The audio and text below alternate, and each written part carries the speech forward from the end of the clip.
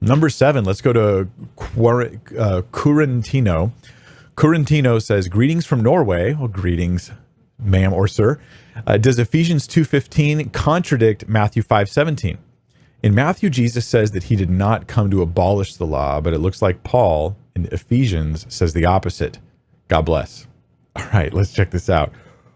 Oh, what will we do with these two passages? Ephesians, I'm sorry, let's start with Jesus. So Matthew 2, actually, we'll start with Ephesians.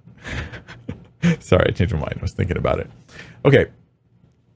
By abolishing the law, this is speaking of Jesus. Jesus, according to Paul here, abolished the law. So now in Christ Jesus, you who once were far off have been brought near by the blood of Christ. For he himself is our peace, who has made us both one and has broken down in his flesh the dividing wall of hostility by abolishing the law of commandments expressed in ordinances, that he might create in himself one new man in place of the two, so making peace. The two, people always miss this, the two in Ephesians chapter 2 are Jews and Gentiles. They're made into one man, united in Christ. The middle wall is actually a description of a physical wall that was separating the Gentiles from the Jewish areas of the temple. And God has abolished the separation that the law created. Isn't that interesting? So we're one, we're united in Christ without having to go and observe the law. Paul dealt very consistently with groups of Jews from Jerusalem in particular who were telling Gentiles that they had to get circumcised and obey all the Old Testament laws if they were going to be saved. So his context is Jews telling Gentiles they have to do the laws in order to be Christians, in order to follow Jesus truly. And he says, no. Jesus has abolished the requirements of the law so far as it comes to dealing with that. The way he did it was through his body dying on the cross, fulfilling the law. Paul's also really consistent with that. So let's look at Matthew chapter 5, verse 17. Jesus says, do not think that I've come to abolish the law. Now, some would say, well, that's a contradiction. And I don't remember the Greek right now, so I won't try to comment on it.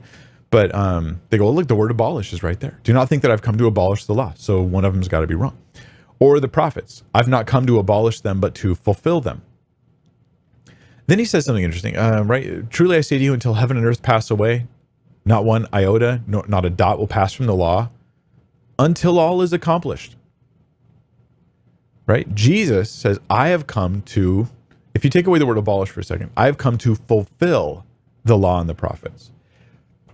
So Jesus is making a distinction here that Paul leans on later, even though they both use the word abolish, but it's in different contexts. Jesus is saying effectively, I think, I am not here to say there's something wrong with the law, to do away with the law, and he's talking to an entirely Jewish audience, not Gentiles, about whether they'll have to obey the law to be saved. It's a completely separate issue that hasn't even been addressed yet. Jesus talking to a total Jewish audience. I didn't come to destroy the law. I came to fulfill it. Well, what happens to the law after it has been fulfilled? That's where Paul is. Hey, you guys come to Jesus. He is the fulfillment of the law. Therefore, if you have faith in Jesus, you've fulfilled the law. So the law is no longer, it's abolished as a separator, as a barrier between Jew and Gentile, so we can have fellowship together. They're both saying the same thing. They're in agreement. The difficult part is they're both using the word abolish in reference to the law, but in different contexts. Hey, Jews, I'm not here to destroy the law.